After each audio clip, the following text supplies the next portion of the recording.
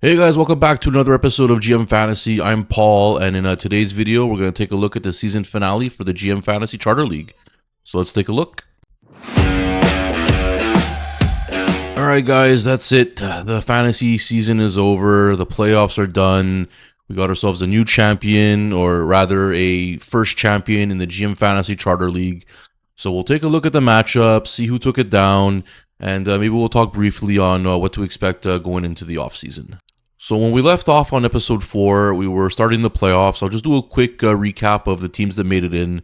We can see here Cheeseheads first place 12-3, Boomwhackers at second at 11-4, Danny Dimes finished third at 10-5, and then myself and the G team both finished 9-6. However, I had the most points for and had the tiebreak, so I ended up taking the 4th spot for the playoffs. And we'll take a look at the matchups and see how it went. So as you can see here, Cheeseheads ended up taking the victory against myself at 166 to 163. And the second semifinals was even closer. Boomwhackers ended up taking a loss at 174 to 175 by 1 point. So these finals were extremely close and, heartbreaking for someone and, exhilarating for the other. So we'll take a look at the matchups and see how they scored. Going into after Thursday's game, Stafford ended up having a 45-point lead, so I was already starting off with a huge deficit. But as the Sunday games were playing, things were turning around and looking good for me. I was getting decent, performances out of Hurts. Bo Nix did all right. Chase Brown really helped me gain confidence that, oh man, I can probably take this with a 30-point performance. But then you got things like, Javonte Williams re-injured his shoulder, so he, exited the game pretty early. Brian Thomas, again, had a horrible game at 2.8 points. Jaden Reed didn't do too much at 5.6. But the rest of my guys did all right. And, Judkins ended up, this is the game where he broke his, he broke something pretty big. I forgot which bone it was there, but he had a broken bone, and he left at half. And, he was having a decent game up until half, and unfortunate for me because I think he probably would have doubled the score easily, and if he had done so, I would have won. But injuries happen as part of fantasy. And if we take a look at the bench, Rodgers obviously wouldn't have been put in, so it didn't really matter. Ferguson would have been tough for me to put him in. Barner, I think I would have had a better time or an easier time trying to justify it, and maybe putting in Troy Franklin would have been justifiable also. But who would I have taken out? Brian Thomas, obviously, in hindsight, would have been the choice. But at the time, he looked like maybe he can score some points, and I ended up just leaving him in there. Obviously, a big mistake, but it is what it is. And then on his side, Stafford did really well. Stroud did okay. Irvin didn't do too much. Jalen Warren had a huge game for him, 28 points. That really helped him out for sure. Derrick Henry, I remember going into the Sunday night game with a minor lead, and it was Derrick Henry versus Jonathan Taylor. So I was thinking, okay, I got a solid chance as long as Derrick Henry doesn't have a big game. And then sure enough, he goes for 128 yards and 2 touchdowns. So put me down, I think it was 19 points or something like that, and still had a chance. And as you can see here, Taylor only ended up getting 15 points, and didn't do it for me. But anyway, it is what it is. And the rest of his team, didn't do that great. His receivers had, pedestrian days at best. Bowers did okay with a touchdown. Aaron Jones just had a bit of volume and ended up getting 10 points. And if you look at his bench, you could have put Tajay Spears in and, had a better day, but probably wasn't going to do that. And the rest of his team didn't do anything. So unfortunate I took the loss in this one. I would have liked to go through, but it is what it is. Congratulations to Cheeseheads for making it to the finals. And then we have over here Boomwhackers and Danny Dimes. This one also extremely close. And he started the week off with Puka Nacua, giving him a 40-point lead. So he was off to a great start. But then, Danny Dimes ended up coming to life. And even with a 7.7 performance out of Jordan Love, he took the victory.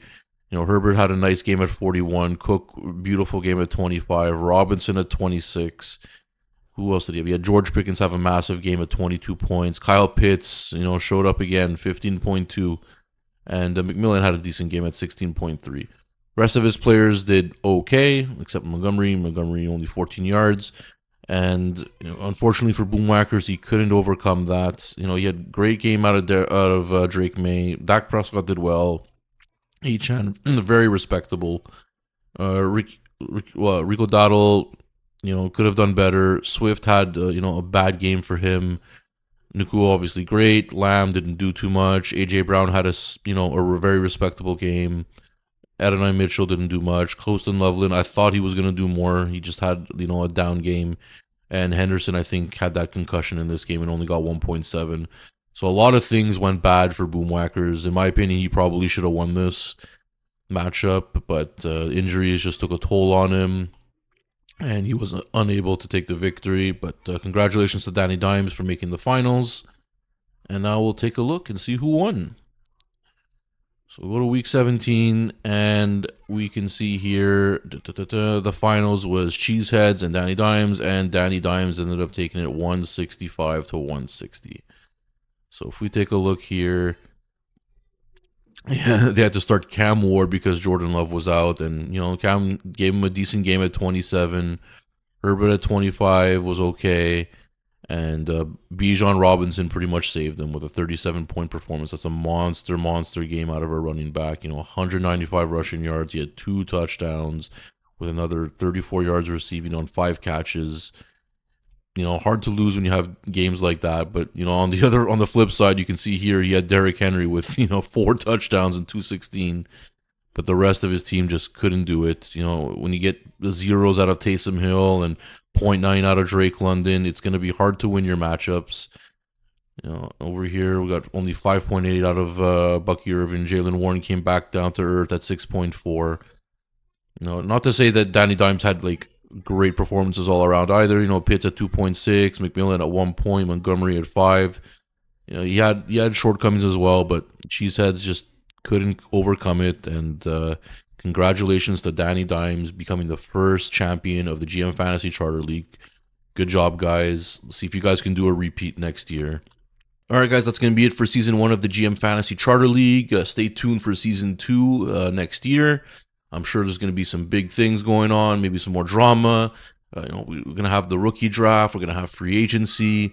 There's some teams that have more cap space than others. I'm sure there'll be some big surprise cuts, maybe some big trades that'll shake up the league, and we'll see if Danny Dimes can repeat as champion. So there's going to be plenty of things going on in the next season. So stick around for that, and also don't forget we're still going to have plenty of content on the channel throughout the off season. We're going to go over the rookies for your rookie drafts. We're going to go over maybe things you can do to prepare for the next season in a contract league, help you give the edge over your teammates. So stick around for all that stuff. And guys, if you're curious and want to get into one of these contests, or rather one of these leagues, I'm having a free contest. It's a free $50 entry into the next subscriber league. It's going to be an exact carbon copy of what we just went over, this exact type of league.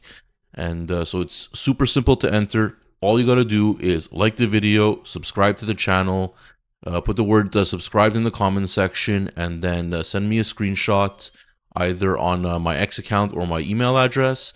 I'll get back to you, letting you know you've been into the contest, and then we will have a draw on August 1st to determine the lucky winner. And if we get to 1,000 subscribers by August 1st, I'll sponsor an entire league. So I'll have 9 winners plus myself into a 10-man league. So don't miss your chance. It's free to enter, and I'll catch you guys in the next one. Cheers.